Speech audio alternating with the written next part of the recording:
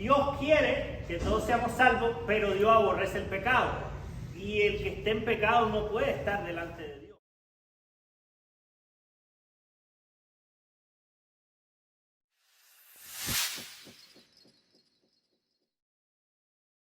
Primera de Timoteo, capítulo 2. Hay unos temitas ahí un poquito controversiales. Después vamos a ver cómo Dios nos saca de este asunto. Amén. Entonces tenemos a Eddie y a Annalise. ¿Tienen ahí donde leer? Primera de Timoteo, capítulo 2. Empezamos aquí con Eddie. Julio, Milagro, lean unos 2 versículos cada uno.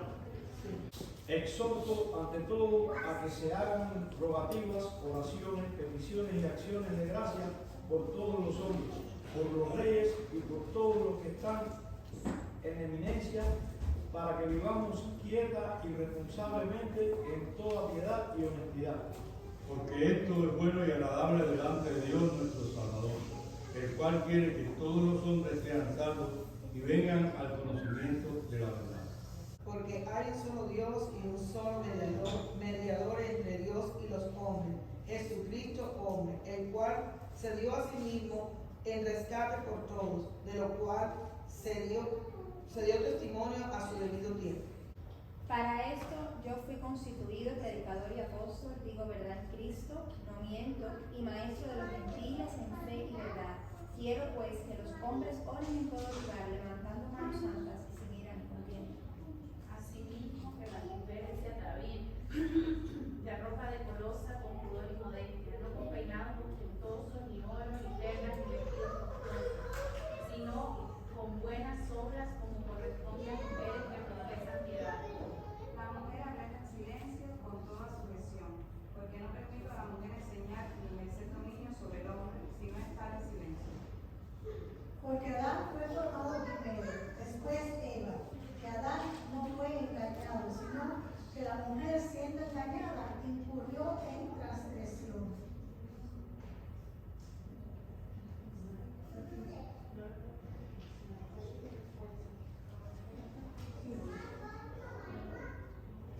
Pero se salvará engendrando hijos si permaneciere en fe, amor y santificación con modestia. Ok, amén. Vamos para allá. Primera Timoteo capítulo 2. Vamos a ver qué dice la escritura, no la opinión de Camilo Quiñones. Escritura. Ok, siguiente por allá.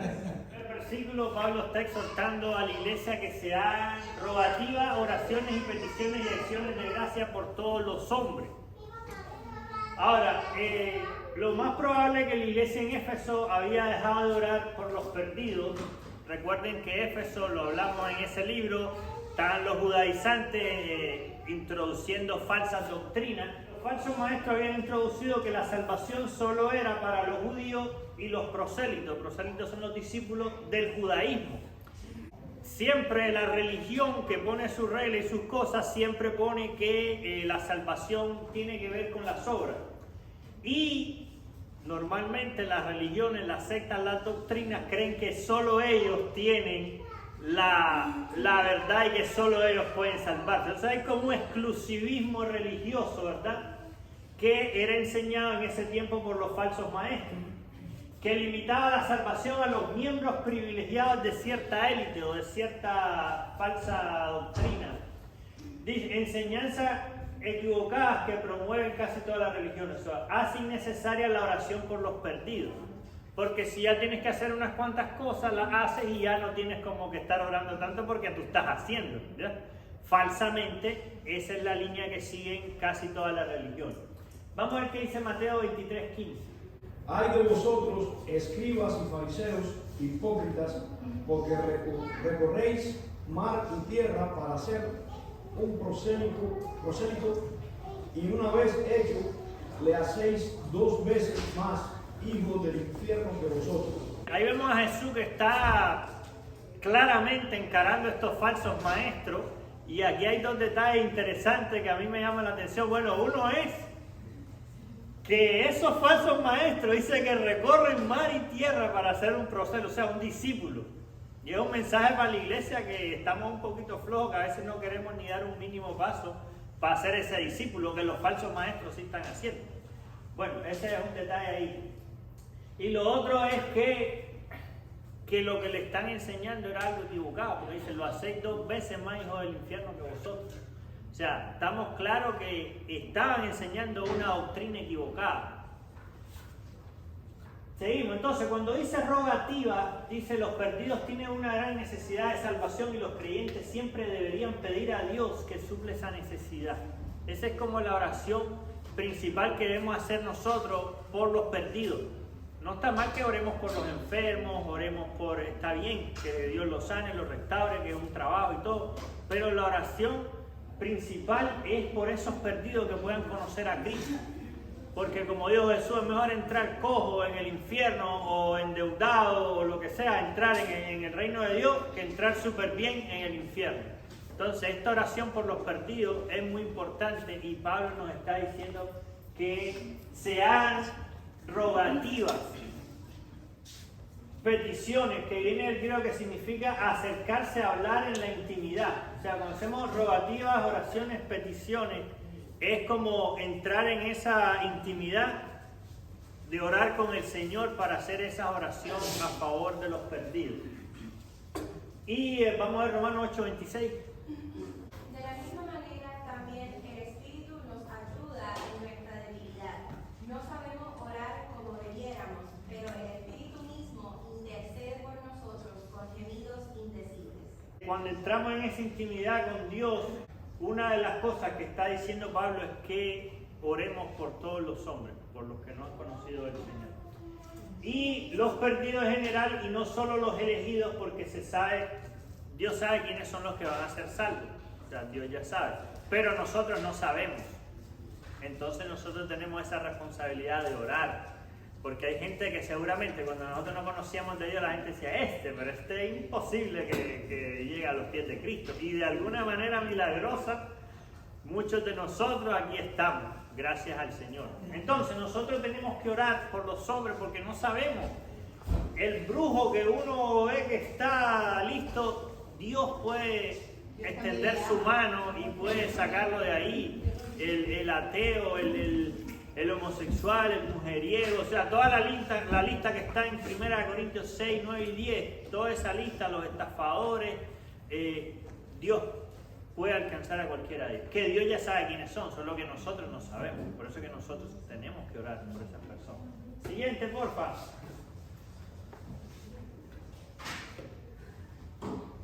Ok, segundo versículo, 1 Timoteo capítulo 2, voy a pedirle ahí, Julio, si me busca Jeremías 29:7. Por los reyes, está hablando de las oraciones, de que tenemos que hacer oraciones rogativas por todos los hombres. Después dice Pablo, por los reyes y por todo lo que está en eminencia, para que vivamos quietos y reposadamente en toda piedad y honestidad.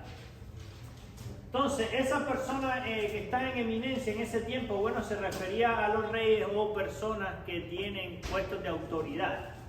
Personas que toman decisiones sobre el rumbo de la ciudad o el país. Si nos ponemos a pensar quiénes son los que hacen las leyes hoy en día, qué tipo de leyes hacen, que nos afectan a nosotros, porque mis hijos obligadamente tienen que ir a una escuela, y en esa escuela enseñan lo que se le ocurrió al que hizo esas cosas. Entonces, y aunque yo no esté de acuerdo, yo estoy obligado por la ley a llevar a mis hijos al colegio. El Señor nos está mandando a que oremos por los reyes, porque los reyes son los que en estos tiempos hay bastante tensión. Yo me puse a ver un video el otro día en YouTube, en África hay unas tensiones, en un país se dio un golpe de Estado y hay otros países diciendo que se quiten y los otros aquí no se metan, que nosotros hay una coalición como de 15 y por otro lado Rusia con el otro. Entonces, los reyes están ahí tomando decisiones acertadas en pocos casos y equivocadas en muchos porque están alejados de Dios. Y entonces nosotros, la iglesia, el pueblo de Dios, a través de la oración podemos tener influencia en las decisiones que toman los reyes. Podemos tener influencias en ellos. Pero obviamente tenemos que orar. La iglesia tiene que orar. Dice para que vivamos quietas, se refiere a ausencia de perturbaciones externas. La parte de quieta, porque dice quieta y reposadamente. Y reposada tiene que ver con la ausencia de emociones internas o de angustia por algo que está pasando, que a alguien se le ocurrió una decisión de una u otra cosa. ¿Ya? Vamos a leer estos 3 versículos. La piedad dice, se refiere a mantener la actitud y conductas correctas ante Dios en todas las cosas. Jeremías 29:7, vamos a ver qué dice. Y procurar la paz de la ciudad a la cual os hice transportar, y robar por ella a Jehová, porque en su paz tendréis vosotros paz. Ahí está Dios hablando al profeta Jeremías, que es la instrucción al pueblo que oren por esa ciudad. Ahí estaban ellos en otra ciudad que tenía otras leyes, que no eran acorde a las leyes que Dios había dado. Y en esa época había mucha guerra. De hecho, ellos fueron los que conquistaron Israel, por la desobediencia a ellos, porque es otro tema. Pero ellos conquistaron. Entonces Dios le manda que oren por la paz de esa ciudad. Porque si la ciudad está en paz, dice, ellos iban a tener paz, vosotros tendréis paz. Entonces, en la medida en que nosotros como cuerpo oremos por esta nación, por los gobernantes y todo, o sea, en la medida que haya paz, nosotros tendremos. ¿Usted se imagina que a Estados Unidos se le ocurra ahora hacer una guerra con Rusia, con China? ¿Usted cree que usted va a tener paz? O sea, en cualquier momento tienen una bomba en cualquier lado. Entonces, es lo que nos está mandando el Señor. Procuremos la paz de esa ciudad. Vamos a ver Apocalipsis 16, 13 y 14. Y vi salir de la boca del dragón y de la boca de la bestia y de la boca del falso profeta 3 espíritus inmundos a manera de ranas, pues son espíritus de demonios que hacen señales y van a los reyes de la tierra en todo el mundo para reunirlos a la batalla de aquel gran día del Dios Todopoderoso. Que ahí está hablando de que hay demonios, me imagino que de rango altos, que van específicamente a los reyes de la tierra. Me imagino que a sembrar cizaña, porque el enemigo vino para matar, hurtar y destruir. Lo único que puede detener eso es la iglesia del Señor, por medio de la oración en Cristo Jesús. Nadie más puede detener eso. Se dice que son 3 espíritus inmundos a manera de rana que van a los reyes de la tierra. O sea, esos no van al magistrado, no, esos van a los de arriba, a los que tienen esa decisión de entrar en guerra. Y la iglesia es la que tiene que orar en contra de eso. Y vamos a ver Salmo 122, 6 al 9. Camilo, es muy importante incluso destacar, ¿no?, en ese sentido, que eso no se elimina porque el pueblo de Dios no ora como realmente debe orar. Porque nos está mandando a eso. Si oráremos como realmente, con la intensidad, con la sistematicidad que se debiera orar, todas esas cosas podrían ser apaciguadas. Y de hecho, sí. Pero de hecho no estamos peor porque hay una iglesia en la tierra. Claro, porque la iglesia es la que detiene que esto ya no se tiren 2 bombas nucleares, el de Corea del Norte, el otro, aquí tiran un par de bombas y se acaba esto ya. O sea, porque hay una iglesia es que esto no pasa más. Pero obviamente si la iglesia fuera más diligente, si la iglesia fuera un poquito más fuerte, yo creo que... Porque si usted pregunta en una iglesia de 1000 miembros, ¿cuántos se levantan todos los días a orar a las 5 de la mañana? No, yo creo que no llega ni al 10%, siendo muy optimista. Porque la iglesia que yo estaba antes había oración por la mañana. No le estoy diciendo esto porque se me ocurrió. Yo iba a veces, había muchas redes así de diferentes, los matrimonios, los jóvenes, los esto. Entonces a cada uno le tocaba cada 2 meses, una semana, de que había que ir a la iglesia a orar a las 5 de la mañana de 5 a 6. Y era una iglesia de 2000 y pico de personas en cada culto, había más de 8000 miembros. Y a ese grupo, cuanto mucho, habían 20 personas. En mi iglesia incluso también, la iglesia se abrió por mucho tiempo porque el templo tenía la casa pastoral al lado. Y el gobierno le quitó la casa pastoral como le dio la gana. Y se la dio a una familia que lo que hacía era sabotear todo lo del templo porque las 2 casas se comunicaban con la casa, se comunicaba con el templo. Y estuvimos orando por años y un buen día llamaron al pastor y le entregaron la casa. Y así hemos hecho con la construcción del templo allí también. Se estuvo orando y se abrió a las 5 de la mañana para que todo el que pudiera ir. Y eso el Señor lo bendice. Y eso es algo que solo hace la oración. Mire, oraciones que se contestan en ese tiempo que es complicado. Corea del Norte, todo el mundo la conoce, que es un país complicado, pero Corea del Sur es un país bastante cristiano, que la gente va a orar al templo vestido y de ahí va para su trabajo. Y Corea del Sur es un país con un nivel de vida bastante alto, hay mucha oración, creo que como el 50% de la gente es cristiana. Entonces se ve la diferencia. Y es lo que nos está mandando aquí Pablo a orar. Seguimos, Mike. Pedid por la paz de Jerusalén. Sean prosperados los que te aman. Sea la paz dentro de tus muros y el descanso dentro de tus palacios. Por amor de mis hermanos y mis compañeros diré yo, la paz sea contigo. Por amor a la casa de Jehová, nuestro Dios, buscaré tu bien. Y ahí está mandando el Señor a que oremos por la paz de Israel. Sabemos que todo cristiano tiene la responsabilidad de orar por Israel. Independientemente de que estamos bajo la gracia, independientemente de que el cumplimiento de la ley es Cristo, independientemente de que ellos tienen sus ojos vendados y no quieran reconocer que Cristo es el Mesías, independientemente de eso, el Señor nos manda a nosotros los cristianos a orar por la paz de Israel. Entonces mire cuántas oraciones nos está mandando Pablo, que oremos por todos los hombres, por los perdidos, que oremos por los reyes y los que están en eminencia, que oremos por la paz de Israel, por el pueblo de Israel. Aquí Pablo nos está con oraciones rogativas, pidiendo ahí intimidad al Señor que tenga misericordia. Siguiente, Milito. Porque esto es bueno y agradable delante de Dios nuestro Salvador, pues todo lo que ha venido diciendo la oración, el cual quiere que todos los hombres sean salvos y vengan al conocimiento de la verdad. La palabra griega que se traduce quiere, o sea, el hecho que Dios quiere, se refiere a no se refiere a su decreto o propósito eterno, sino a la voluntad, el deseo íntimo de Dios. O sea, lo que Dios quiere es que todos sean salvos. Pero, como Dios te ha dado libre albedrío, está en tus manos decidir si tú recibes a Jesucristo o si tú lo rechazas. O sea, todos los hombres tienen esa decisión en sus manos. Entonces, lo que Dios quiere es que sean salvos, pero Dios no los puede obligar. Entonces, el deseo de Dios es ese, pero porque si Dios te obligara, no tendrías libre albedrío, entonces seríamos robots, no seríamos personas.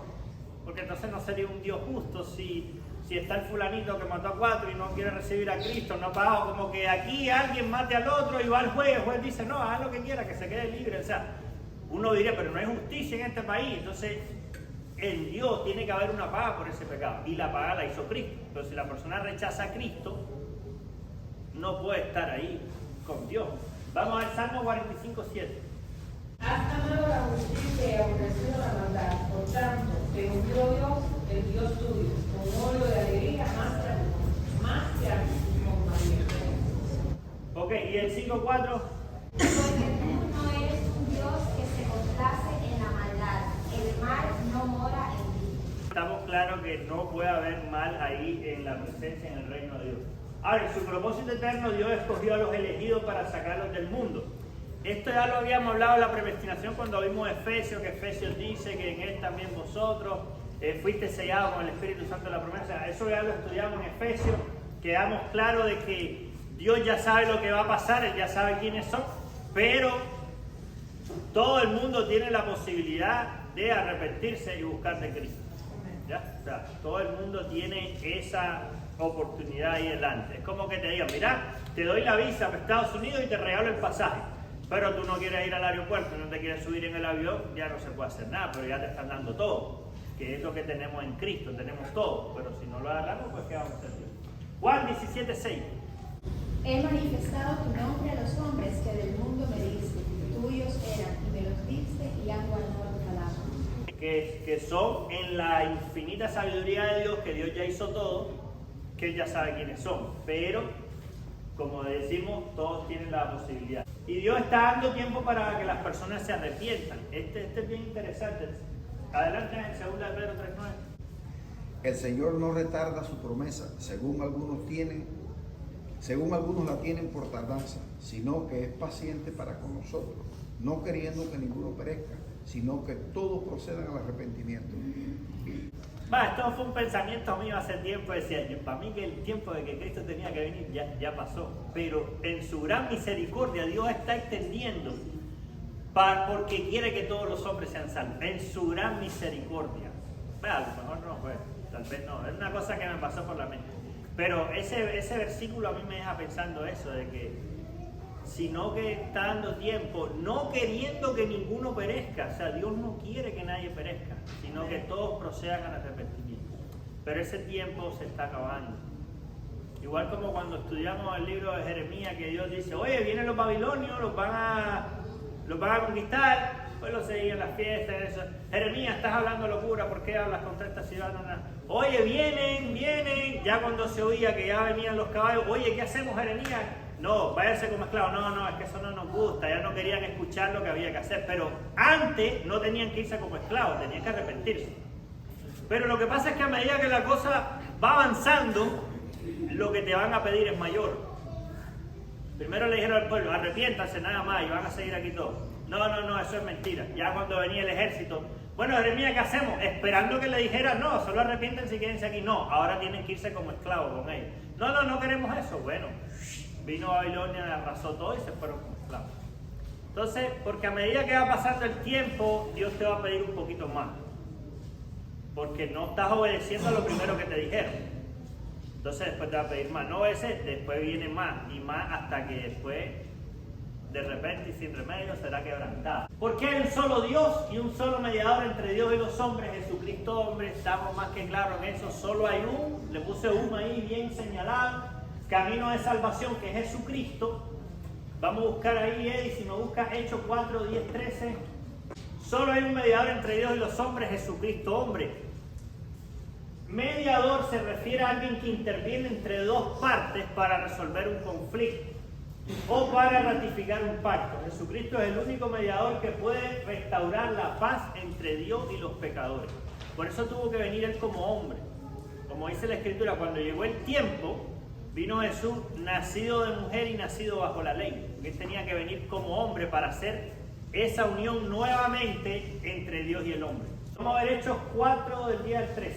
Sea notorio a todos vosotros y a todo el pueblo de Israel que en el nombre de Jesucristo de Nazaret, a quien vosotros crucificasteis y a quien Dios resucitó de los muertos, por él este hombre está en vuestra presencia santa. Este Jesús es la piedra reprobada por vosotros los edificadores, la cual ha venido a ser cabeza del ángulo, y en ningún otro hay salvación, porque no hay otro nombre bajo el cielo dado a los hombres en que podamos ser salvos. Entonces, viendo el de nuevo de Pedro y de Juan, y sabiendo que eran hombres sin letras y del vulgo, se maravillaban y le reconocían que habían estado con Jesús. Por eso hay tanta necesidad de orar por los perdidos para que lleguen a conocer al único y verdadero Dios, que es Jesucristo. Ahí está clara la palabra que dice, y en ningún otro hay salvación. Porque el hombre tiene esa necesidad de creer en algo superior a él. Y lo podemos ver a través de la historia. Siempre los indios han creído que el Dios Sol, que el Dios de la lluvia, el Dios de esto, porque el hombre tiene esa necesidad. Pero hay un solo Dios verdadero, que es Jesucristo. Y por eso debemos de orar por esos perdidos. Y Juan 14:6 dice, Jesús le dijo, yo soy el camino, la verdad y la vida, y nadie puede venir al Padre si no es por mí. O sea, nadie. Vamos a ver Deuteronomio 4:35. Dice, a ti fue mostrado para que supieses que Jehová es Dios y no hay otro fuera de él. Te voy a buscar entonces ahora. El 39, ahí mismo el 4, el 39, un poquito más abajo. ¿O 4:39? Sí, 4:39, ahí mismo en el 4, el Oye, 39. En lo que lo va buscando Ángel. Ya, yo lo tengo aquí ya. Espérame un momentico para hacer un comentario ahí. Bueno, entonces dice que Jehová es Dios y no hay otro fuera de él. Entonces ese versículo lo agarran los testigos y se meten ahí de cabeza. Pero no hay ninguna contradicción porque Jesucristo es Dios. La Escritura dice que Dios se hizo hombre y habitó entre nosotros. Claro, Dios, ¿cuál es el título de Dios? Jehová. Se hizo hombre. ¿Cuál es su nombre? Jesucristo. Él no tiene un solo nombre. Qué bueno esa canción que salió, que sacan todos los nombres de Dios, porque la gente se ve que no es solo Jehová, no, es Yahweh, Elohim, Shaddai, y hay muchos más. Entonces Jesucristo dice, se llamará Dios fuerte, admirable consejero, príncipe de paz. Emmanuel significa Dios con nosotros. Entonces Jesús, que en hebreo es Yeshua, Solo hay uno, no hay contradicción con que Deuteronomio diga que solo hay un Dios que se llama Jehová. No hay ninguna contradicción, es el mismo. Aprende pues hoy y reflexiona en tu corazón que Jehová es Dios arriba en los cielos y abajo en la tierra, y no hay otro. Okay. Y en Colosenses dice que todas las cosas se sustentan por medio de Cristo. 6.4, en 6.4 ahí mismo en Deuteronomio. Todas las cosas se sustentan por medio de Él. Lo que está arriba en el cielo y abajo en la tierra. Lo dice Colosenses hablando de Cristo. Esto lo dice hablando de Deuteronomio. ¿Hay contradicción? No, porque está hablando de la misma persona. Dice el 6.4 dice: Oye, Israel, Jehová nuestro Dios, Jehová uno es. Más que claro. Por ejemplo, yo lo veo mucho porque, por ejemplo, a mí en el parque donde voy me dicen Jesus porque yo reparto tratado y les predico a veces, ando con camisas que dicen Jesús te ama, Jesus. Ahí en el parque de Vineyard, tú preguntas Jesus, sabes que soy yo. Pero si tú vas al colegio donde yo doy clases, me dicen Mr. Quiñones.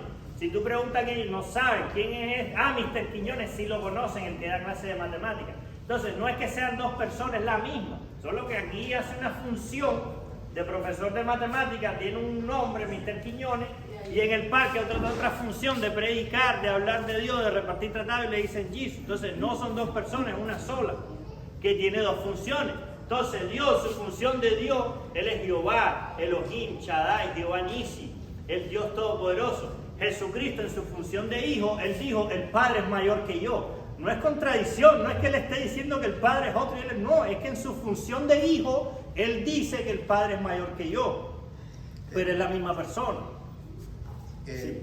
Yo pienso, incluso Camilo, que esa expresión fue contextual, ahí, en el momento, porque en esos tiempos, en Israel, el Hijo, aunque tuviera prácticamente los mismos derechos que el Padre, era menor que el Padre.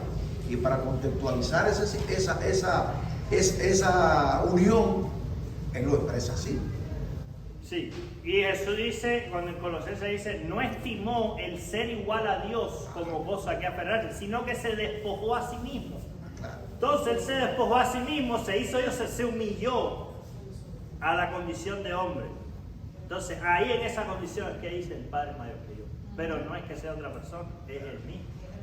Isaías 43:10. Dice, vosotros sois mis testigos, dice Jehová, y mi siervo que yo escogí, para que me conozcáis y creáis, y entendáis que yo mismo soy. Antes de mí no fue formado Dios, ni lo será después de mí. No hay otro Dios. Lee también el 44:6.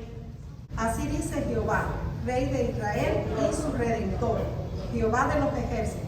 Yo soy el primero y yo soy el postrero, y fuera de mí no hay Dios. 46 o 45. No, 46 no. Vamos a saltar esto porque es la misma idea. Está hablando que solo hay un Dios, no hay la más mínima duda. 46:9. Acordaos de las cosas pasadas desde los tiempos antiguos, porque yo soy Dios, y no hay otro Dios, y nada hay semejante a mí. Acerca, pues, de las viandas que sacrifican a los ídolos, sabemos que un ídolo nada es en el mundo, y que no hay más que un Dios. Pues aunque hay algunos que se llamen dioses, sea en el cielo o en la tierra, como hay muchos dioses y muchos señores, para nosotros, sin embargo, solo hay un Dios, el Padre, del cual proceden todas las cosas, y nosotros somos para Él, y un Señor, Jesucristo, por medio del cual son todas las cosas, y nosotros por medio de Él. Okay. Amén.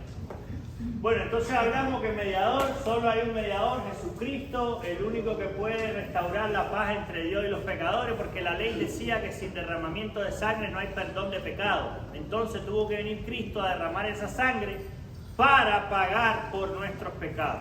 No es un sacrificio que haga una gente, como muchas religiones, no, es que yo me doy latigazo en la espalda, o que yo camino de rodillas de aquí a la lomita de no sé dónde. Eso no sirve de nada porque el sacrificio y la paga del pecado lo hizo Cristo. Es como que el juez le ponga a usted, bueno, hizo tal de esto, tiene una fianza, tiene que pagar $3,000. Y dice, no, pero yo voy a pagar 5 pesos. No son 5 pesos, son $3,000. Entonces, todos esos sacrificios que hacemos, que los latigazos en la espalda, esos son 2 pesos por una fianza de millones de dólares. No, está condenado. El único que pudo haber pagado por eso fue Jesucristo. Amén. Vamos a ver Hebreos 8:6. ¿Quién lo tiene? Pero ahora tanto mejor ministerio es el suyo, cuando es mediador de un mejor pacto establecido sobre mejores promesas. 9:15 ahí mismo en Hebreo. Así que por eso es mediador de un nuevo pacto, para que interviniendo muerte para la remisión de las transgresiones que había bajo el primer pacto, los llamados reciban la promesa de la herencia eterna. Y ahí mismo el 12:24. A Jesús, el mediador del nuevo pacto, y a la sangre rociada que habla mejor que la de Abel. Entonces el libro de Hebreo es un libro súper profundo, a mí me gusta mucho, es un libro que está ahí explicando a detalle la superioridad de Cristo sobre Moisés, porque está hecho para los judíos, y habla de eso, de que el único mediador es Cristo, y la sangre de Cristo dice que habla mejor que la de Abel. O sea, es un libro muy profundo que tiene mucha referencia al Antiguo Testamento. Judío que lee el libro de Hebreo tiene que entender, porque está más que claro y evidente. Lo que pasa es que ellos no abren el Nuevo Testamento porque le han metido desde chiquito en la cabeza que no lo abran, que no sé qué, que no sé qué. La palabra cuando dice, solo hay un mediador entre Dios y los hombres, dice Jesucristo hombre, eso en el griego se traduce a Cristo. El Dios y hombre perfecto podía reunir al Creador y la raza humana. Vamos a ver Job 9, 32 y 33. Porque no es hombre como yo para que yo le responda y vengamos justamente a Cristo. No hay entre nosotros árbitro que ponga su mano sobre nosotros dos. Ok, ahí está hablando Job. Job, ustedes saben, le cayeron unas aflicciones un día, lo que pasó fue mucho. Él quería hablar con Dios, dice, yo quiero hablar con Dios, dice, pero no hay alguien entre nosotros dos para que... Exacto, entonces Cristo es ese intermediario que ahora nosotros tenemos el acceso a Dios. Bueno, ya sabemos, Jesucristo se dio a sí mismo en rescate por todos. Bueno, esos son los versículos. Vamos a buscar, Ángel, si me busca Juan, Eddie, búscame Mateo 20, 28 y Julio, búscame Juan 18, 37. El sacrificio de Cristo es suficiente para cubrir los pecados de todas las personas, pero el aspecto sustitutivo de morir en lugar de todos los hombres que estaban condenados para pagar la condena, solo se aplica a los elegidos. Ahora, no que los que no han rechazado el amor y recibido el perdón de Cristo. O sea, lo que está diciendo aquí es que el sacrificio de Cristo es suficiente para todos los hombres, pero no lo van a tomar o a aceptar todos los hombres, entonces esos no van a ser salvos porque no lo tomaron, no porque no haya paga para su pecado, sí la hay, solo que de alguna forma u otra han rechazado al Señor. Vamos a ver Juan 10, 17 y 18. Por eso me ama el Padre, porque yo pongo mi vida para volverla a tomar. Nadie me la quita, sino que yo de mí mismo la pongo. O sea, Jesucristo, la autoridad de Cristo está por encima de la muerte, porque Él es Dios. Entonces, Él ya sabía que venía. Yo sé a lo que venía, yo pongo mi vida para volverla a tomar. Y vamos a ver Mateo 20, 28. Como el Hijo del Hombre no vino para ser servido, sino para servir y para dar su vida en rescate por muchos. Por mucho la 60, pero la 95 dice por todo, o sea, por todo. El sacrificio de Jesucristo alcanza para todas las personas. Y Juan 18, 37.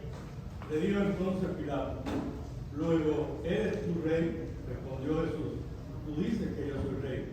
Yo para esto he nacido y para esto he venido al mundo, para dar testimonio a la verdad. Todo aquel que es de la verdad, oye mi voz. Entonces, todo el que es de la verdad va a escuchar su voz, la voz del pastor. Pero el que no es, no la va a escuchar.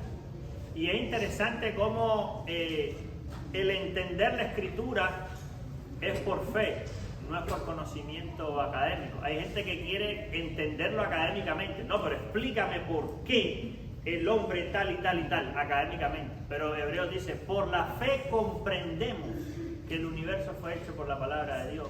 Entonces, cuando nosotros tenemos fe en Cristo, nosotros entendemos las cosas espirituales. Pero ¿cómo tú le vas a explicar a una gente que no tiene fe la salvación, el plan de Dios? No lo entiende, porque aunque tú se lo quieras explicar académicamente, no se entiende académicamente, se entiende por fe. Después dice Pablo, para esto yo fui constituido predicador y apóstol, digo verdad en Cristo, no miento, y maestro de los gentiles en fe y en verdad. Cuando ese predicador que sale ahí, la palabra griega que se deriva de la función que hacía el heraldo. La época de antes iba el rey a una ciudad, entonces había uno que iba antes anunciando, viene el rey tal de no sé dónde, entonces ya como que se organizan, como que hacen esto. Entonces era heraldo, era un pregonero o un vocero público, alguien que estaba públicamente anunciando. Entonces Pablo era un enviado de Dios con la responsabilidad de anunciar en público el evangelio de Cristo. Por eso que Pablo anunciaba por ahí, entonces lo apedreaban y esto y lo otro, pero él seguía, porque era la responsabilidad que Dios le había dado. Quiero pues que los hombres oren en todo lugar levantando manos santas sin ira ni contienda. Bueno, la palabra griega que se traduce hombre establece un contraste con las mujeres. O sea, ese hombre de ahí no se refiere a hombres y mujeres, dice hombre. Dios se ha propuesto que los hombres sean líderes durante las reuniones de la adoración corporativa, o sea, la adoración de la iglesia. Cada vez que sean oraciones por los perdidos durante estas ocasiones, dice, los hombres deben dirigirlas. Que lo que está diciendo la Escritura es, quiero pues que los hombres oren en todo lugar. Todo lugar, bueno, se refiere a las asambleas oficiales de la iglesia. Y las manos simbolizan las actividades diarias. O sea, manos santas representan una vida de santidad. O sea, cuando dice levantando manos santas, o sea, que sean personas que tengan su vida ordenadamente. Vamos a ver estos versículos. Ahorita viene un tema controversial, que es el asunto de la predicación en la iglesia. Yo les tengo que decir que yo tengo que exponer lo que dice la Escritura, basado en lo que está en la Escritura. Vamos a ver qué dice después. Si no está en la Escritura, obviamente no me crean, pero está en la Escritura, está en la Escritura. Adelante. Pero vamos a ver contexto histórico también, porque a veces hay contextos históricos que también hay que analizar, ¿verdad? Dice, confesaos vuestras ofensas unos a otros y orad unos por otros para que seáis sanados. La oración eficaz del justo puede mucho.